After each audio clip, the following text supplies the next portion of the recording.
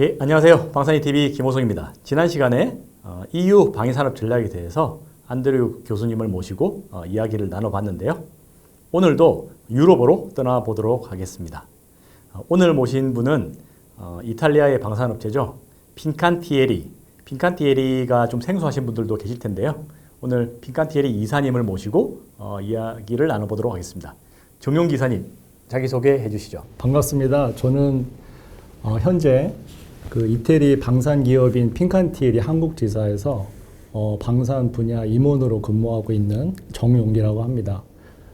저는 현재 그 핀칸티에리에 근무하면서 한국외국어대학교 외교안보학과에서 무기체계론과 방위산업론을 같이 강의하고 있는 겸임교수 직책을 수행하고 있고요. 핀칸티에리에 조인하기 전에는 주로 이제 방위사업청 그리고 국방과학연구소에서 한 15년 정도 근무한 경력을 갖고 있습니다. 네, 이렇게 여러분들 만나 뵙게 돼서 너무 반갑습니다. 자기소개 감사드립니다. 그래서 그 이사님은 방사청하고 국가연에 오래 근무를 하셨네요. 예, 맞습니다. 그럼 주로 어떤 일을 하셨어요? 15년 동안 근무를 하셨다고 하셨는데? 예, 저는 이제 주로 방위사업청에서는 크게 이제 세 분야에서 근무를 했었는데요. 우선 이제 그 사업관리 업무를 총괄하는 사업관리본부 예하 계획총괄팀에서 사업관리 업무를 담당을 했었고요. 그리고 국제계약부에서는 주로 이제 우리나라 정부가 미국 정부를 상대로 무기를 구매하는 이제 FMS 업무를 조금 많이 했었어요. 그리고 이제 오늘 저희가 하고 있는 주제와도 관련이 있는데 이제 방위산업진흥국에서는 수출진흥과에서 국내 방위산업 육성을 위한 수출 정책 업무, 그리고 제가 이제 미국 시장 담당 업무를 했었거든요. 지역 담당자라 그러는데 거기에서 이제 미국 시장 진출을 위한 뭐 마케팅 전략이라든가 미국 정부와의 어떤 뭐 네트워킹 업무 그런 것들을 좀 제가 담당을 하면서 당시 이제 TX 사업이라 그래서 T50 저희 고등훈련기 있잖아요. 네네네. 그게 이제 미국 시장에 진출을 하려고 그때 막 노력하던 시기였는데 그때 제가 이제 미 정부하고 많은 협력을 했던 그런 기억을 가지고 있습니다. 그럼 방사청에서 계획총괄팀에도 계셨고 국제계약 업무도 하셨고 그리고 수출 업무도 하셨고 굉장히 핵심적인 역할을 많이 하셨네요. 뭐 핵심은 아니고요. 그냥 저는 업무 스펙트럼이 좀 넓은 편이었어요. 그러네요. 예. 그 본인 그 뭐 희망에 따라서 어떤 특수 보직에 좀 여러 그 깊이 있게 오랫동안 근무하고 계신 분들도 있는데 저는 주로 이제 다양한 경험을 좀 해보고 싶다라는 그런 생각을 갖고 있어서 여러 분야에 좀 근무를 했던 것 같아요. 그렇게 해서 방사청에서 이런 핵심, 그러니까 이게 아무래도 어떤 방산 육성 그리고 수출 이런 쪽이 핵심 업무라고 보여지는데 지금은 나오셔서 그 이탈리아 방산업체 핀칸티에리 여기에 근무하고 계신 거네요, 그죠? 예, 맞습니다. 그래서 아무래도 국제 업무도 좀 많이 하셨기 때문에 오늘 또 유럽으로 떠나보지만 많은 또 좋은 이야기를 해주실 수 있지 않으실까 이런 생각이 듭니다. 예. 그럼 우리가 어떻게 보면은 이탈리아 방산은 굉장히 생소한 측면이 있습니다, 그렇죠? 이탈리아 방산? 지난 시간에는 EU 방위산업 전략에 대해서 말씀을 드렸지만 그 이탈리아 방산 또한 굉장히 생소하거든요. 이탈리아를 제대로 지금까지 어떤 강연회라든지 언론에서 다룬 적이 없었던 것 같거든요. 그래서 이탈리아 방산에 대해서 대략적으로 데이터를 보면서 시청자 여러분들에게 대략적으로 한번 오버뷰를 해드리고 좀 그 디테일에 대해서는 또 이사님께서 또 많은 이야기 좀 해주시면서 한번 핀칸티에리 건너가 보도록 하겠습니다. 전체적인 세계 무기 수출 순위를 보면 미국이 당연히 1위고 우리나라가 9위인데 그 사이에 이탈리아가 있어요. 이탈리아가 있고 우리나라가 그러니까 우리나라가 지금 9위에서 우리나라가 목표로 하는 것이 2027년도에 4강을 목표 이렇게 이제 이야기를 많이 하는데요.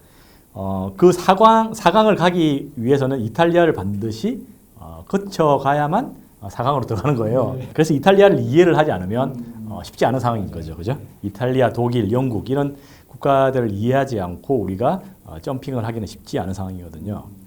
그리고 보면은 과거 어떤 5년, 과거 5년과 5년을 두 개를 나눠서 볼 때 이탈리아도 성장하는 방산 어떤 수출, 무기 수출 어떤 그런 경쟁력을 가지고 있다. 이렇게도 말씀을 드릴 수가 있거든요. 네, 맞습니다. 예, 그래서 영국하고는 조금 지난 시간에 우리가 영국에 대해서 이야기를 했지만 조금 상반된 그런 느낌이 있습니다. 그렇죠? 여기서 제가 잠깐 예. 뭐 네네. 하나 좀 중요한 포인트여서 네네. 제가 좀 첨언을 좀 드리고 싶은 부분이요. 네.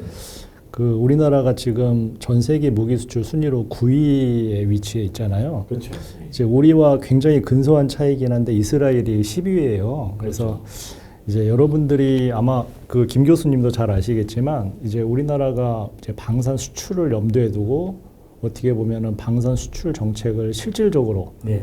컨트롤 타워 역할을 하면서 추진했던 게 이제 방위사업청이 2006년도 개청되면서 시작이 되었는데 네. 그때 이제 많은 분들, 뭐 국내외 전문가라든지 아니면 실제 방산 수출을 하시는 분들이 우리의 목표, 단기 목표는 이스라엘을 따라잡는 거다라는 얘기를 많이 하셨어요. 예, 그래서 사실 우리와 여러 가지 안보 환경이 비슷한 이스라엘이 우리의 롤모델이다라고 해서 당시 뭐 저널이나 학술지 같은 데도 보면 이스라엘의 방산 정책을 연구하는 내용들이 굉장히 많았어요. 그렇죠, 그렇죠. 예. 기억이 납니다. 예. 그러던 것이 이제 네. 2022년도에 저희가 굉장히 근소한 차이긴 하지만 네. 이스라엘을 극복을 했거든요. 네. 이게 굉장히 큰 의미가 있다라고 저는 생각이 돼요.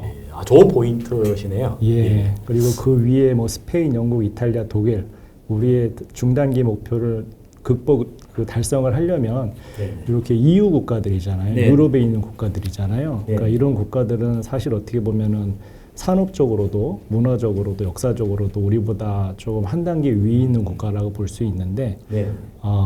굉장히 큰 도전이지 않을까, 쉽지 않겠구나 이런 생각이 좀 들기도 합니다, 개인적으로. 여기서 저도 이스라엘을 말씀을 하셔서 한 말씀을 드리자면 어떻게 보면 이스라엘은 어떤 경제 규모라든지 인구 이런 거에 비해서 굉장히 한국보다 작은데 이 정도 한다는 것 자체가 참 놀라운 대단한 국가긴 거예요. 해요. 예, 그죠? 맞아요. 이 정도만 해도 그 규모만 봐도 정말 우리나라보다 훨씬 경제 규모도 작고 이것도 작고 이런 나라가 시비를 한다는 것 자체도 굉장히 아이러니컬하지 않나 이런 생각이 듭니다. 예, 우리나라가 참 이스라엘의 제도를 벤치마킹한 것들이 굉장히 많아요. 그 중에 하나가 이제 이스라엘의 탈피오트 제도라 그러죠. 예. 그러니까 고등학생들 중에 이제 굉장히 유능한 학생들을 뽑아서 네. 그 장학금을 주고 대학교를 보내서 대학교를 졸업한 다음에 이제 군복무를 시키는 거죠. 네. 그래서 군에 있을 때 국방과학 기술을 접하게 해서 그 친구들이 전역을 하면서 국방과학 기술 기반으로 창업을 할 수 있는 그러한 제도가 있어요. 그게 이제 탈피오트 제도인데 우리나라도 이제 그거를 벤치마킹을 해서 국방과학기술사관이라는 제도를 지금 몇 년 전부터 운영하고 있는 카이스트에서 운영하고 있죠. 맞아요. 예, 알고 있습니다. 그렇게 지금 운영하는 걸로 제가 알고 있는데 이러한 것들이 우리가 이스라엘의 제도를 이렇게 벤치마킹한 되게 주요한 사례라고 볼 수 있을 것 같아요. 이스라엘이라는 국가 자체가 전쟁 중인 국가고 그 젊은이들이 어떤 군에 대한 거부감이 전혀 없는 국가인 것 같아요, 그죠? 이런 제도들이 우리나라 같은 경우는 대부분의 이제 군에 이제 복무하는 자원들이 쉽게 말하면 그냥 단기 사병으로 복무하는 자원들이 제일 많기 때문에 뭐 핵심적인 국방 기술을 접해볼 수 있는 기회가 사실 별로 없잖아요. 예, 그래서 그 인력이 전역을 하더라도 뭐 국방과학 기술을 기반으로 해서 뭐 창업을 한다든가 이런 것들이 어렵거든요. 근데 이스라엘은 이제 그런 인력들을 양성을 해서 국방 관련된 창업들이 굉장히 많습니다. 예, 우리가 알고 있는 뭐 세계적인 보안 전문 회사라든가 그렇죠. 특히 뭐 아이언돔을 만들고 있는 그런 여러 회사들, 항공 무기 체계 소프트웨어 만드는 회사들 이런 대부분의 기업들이 다 탈피오트 출신들이 거의 출신해서 이제 회사를 성장시킨 거죠. 케이스군요. 예, 대부분이에요 그런 케이스들이. 그래서 우리나라도 그런 것들이 조금 주요하게 작용을 하면 이스라엘을 우리나라가 극복했던 것처럼 저런 뭐 유럽 국가들도 조금 중장기적으로 봤을 때는 가능성이 있지 않을까 이렇게 생각을 하고 있습니다. 우리나라도 어떤 전쟁, 어떤 분단, 어떤 전쟁을 항시 준비하는 상황에서 이런 제도들을 좀 더 긍정적으로 성화시킬 필요가 있다. 이 정도로 정리를 해보도록 하겠습니다. 그래서 이탈리아 방산 수출 자료를 보면요, 이탈리아는 아까 그 순위에서도 우리보다 높지만 전체적인 기간 어떤 시계열 자료를 보더라도 항상 우리보다 위에 있고 지금도 위에 있어요, 그죠? 이게 계속 위에 있고 근데 굉장히 특이하게 이 그래프에서 대략적으로 1980년대 초반에 이탈리아 방산 수출이 거의 최대점에 이르게 돼요, 그죠? 이게 굉장히 특이한데 이걸 어떻게 설명할 수 있을까요? 제가 조금 자료를 좀 찾아본 바에 의하면 우리나라도 아마 유사한 패턴을 가지고 방위 산업이 발전을 했는데요. 이탈리아도 비슷하게 대부분의 방산 업체들이 처음에는 국유화 기업들이었어요. 정부가 거의 100% 투자해서 만든 기업들이고 그 기업들이 정부가 발주한 무기 체계에 대해서 생산해내는 뭐 그런 어떤 구조였는데 이탈리아는 1970년대 한 중반 이후부터 그런 국유화 기업들이 민영화되기 시작하죠. 정책적으로. 영국이랑 굉장히 비슷하군요. 비슷합니다. 예. 그러니까 뭐 이거는 뭐 비단 영국이나 이태리뿐만 아니라 거의 전 세계 모든 국가들이 그 방산 기업들이 그런 패턴을 우리나라도 비슷하잖아요. 그렇죠. 우리나라도 이제 카이라든가 몇몇 그 방산 기업들이 많이 민영화됐잖아요. 초창기에는 맞아요. 국유화되었다. 예. 그런 것처럼 이제 이태리 같은 경우도 이때부터 민영화되기 시작하면서 민영화 된다는 얘기는 결국에는 주주가치 제고를 위해서 주주들이 원하는 이해관계를 맞춰야 되기 때문에 기존의 국유화 시기에는 안정적인 조달원 확보가 우선적인 목표였다면 민영화된 이후부터는 약간 경제성, 수익 창출 그러다 보니까 방산 수출을 많이 하게 되는 거였겠죠. 우리 경쟁력이 됐던 시기 뭐 그렇게 이해할 수 있을까요? 그러니까 이제 6, 70년대 이제 국유화 시기에 이제 쌓아놓은 그런 과학 기술들을 바탕으로 해서 민영화 기업이 민영화되면서 그런 어떤 기반 기술들을 바탕으로 이제 해외로 많이 나가던 그런 시기였던 것 같습니다. 그렇게 해서 80년대 초반에 이제 피크에 도달하게 되고 세계적인 평화 분위기에 따라서 감소를 했다가 최근에 다시 이탈리아 방산 수출도 증가하는 모양새를 보이고 있는 것으로 보입니다. 그리고 이 데이터를 전체적으로 분석해 본 결과 수출 국가 수는 우리나라와 굉장히 차이가 날 정도로 많은 수출 국가 수를 지닌다는 특징이 있어요. 데이터에서 항상 말해주는 게 수출 국가 수와 방산 수출 어떤 가치의 어떤 그 상관관계가 굉장히 높거든요. 그래서 이탈리아도 역시 어떤 특정 국가에 매달리는 게 아니고 많은 국가를 상대로 하고 있다라고 이렇게 데이터로 보이고요. 예, 거의 뭐 우리나라보다 거의 한 2배 정도 되잖아요. 그렇죠. 그러니까 한 40여 개 국가 정도 되는데 그만큼 이제 저변이 넓다라고 할 수가 있고요. 우리나라의 어떤 방산 수출하고 있는 교육 대상 국가들, 주로 이제 타겟 마켓 국가들을 보면 그러니까 과거에는 2000년도 전에는 주로 이제 이제 미국이나 EU 국가들, 동남아 국가들, 그러니까 우리와 국방 협정이라든가 기존 군사 협력을 기반으로 해서 방산 교육을 하는 그런 사례들이 많았어요. 그러던 것이 2000년대 한 중반 넘어가면서부터는 조금 더 우리나라가 적극적으로 이제 시장을 개척을 하면서 저쪽 남미 국가들, 콜롬비아라든가 페루, 그다음에 최근에는 이제 러우 전쟁으로 동유럽 국가들, 그다음에 중동 국가들, 이런 국가들로 점점점 확산되는 그런 추세에 있는 것 같습니다. 그리고 이게 이제 데이터 수를 보인 거고 실제로 이제 네트워크 그림을 제가 한번 그려봤는데 여기에서도 보이는 특징이 뭐냐면 이태리는 그러니까 우리나라는 어떤 수출과 수입국이 좀 이렇게 기름과 물처럼 분리가 되어 있는 경향이 있거든요. 선진국한테는 수입을 하고 우리보다 이제 후진국으로 수출을 하는 이런 패턴이 있는데 이태리는 역시 우리보다 방산 강국이라 그런지 미국이라든지 독일, 프랑스 이런 국가들한테도 다 수출을 해요. 그래서 이태리를 꺾고 우리가 4강 가기는 그렇게 쉬운 문제가 아니겠구나. 요것만 봐도 이게 굉장히 다르다 이렇게 보여지거든요. 그렇죠? 그리고 이제 이태리 같은 경우는 EU 국가잖아요. 네네. 그래서 이제 EU가 경제 공동체이기 때문에 아마 그 EU 프랑스라든가 독일이라든가 이런 국가들이 같은 EU 국가이면서 나토 연합국이기 때문에 그들만의 공통된 표준 같은 것들이 있을 거예요. 그렇죠. 무기체계 표준, 상호 호환성 측면에서 굉장히 중요한 거거든요. 그러다 보니까 아무래도 교육 규모도 그런 나라들과 조금 더 활성화되지 않을까 싶습니다. 상호 호환성을 말씀해 주셨는데 결국에 우리가 4강, 우리가 정부가 이야기하는 4강을 가기 위해서는 그 전에 우리도 어떤 경제라든지 군사 이런 뭔가 이렇게 정책적인 어떤 동질성 이런 것들이 더 선행되는 게 또 따라가줘야 되지 않나 이런 생각이 많이 들어요 저는. 예, 그런 것들이 좀 뭐 외교적인 어떤 그런 문제라든가 군사 외교, 네네. 그다음에 국방 전략 이런 것들하고 방산하고 같이 가야 되거든요. 왜냐하면 우리가 무기 체계를 수출하는 것은 단순하게 그 나라의 어떤 우리 무기를 파는 것뿐만 아니라 네네. 그 운영 우리나라 실제 그 군에서 실제 그걸 운영했던 운영 매뉴얼이라든가 네네. 여러 가지 운영하면서 실제 뭐 유지 보수했던 데이터들도 같이 가거든요. 네. 이제 그런 관점에서 보면은 아무래도 군사 협력이라든가 군사 외교가 선행이 되어서 그걸 기반으로 해서 방산 수출하는 게 굉장히 자연스럽고 나이스한 거는 맞는 것 같아요. 그 방사청에서 일을 하실 때도 그런 쪽에 굉장히 많이 신경을 쓰잖아요.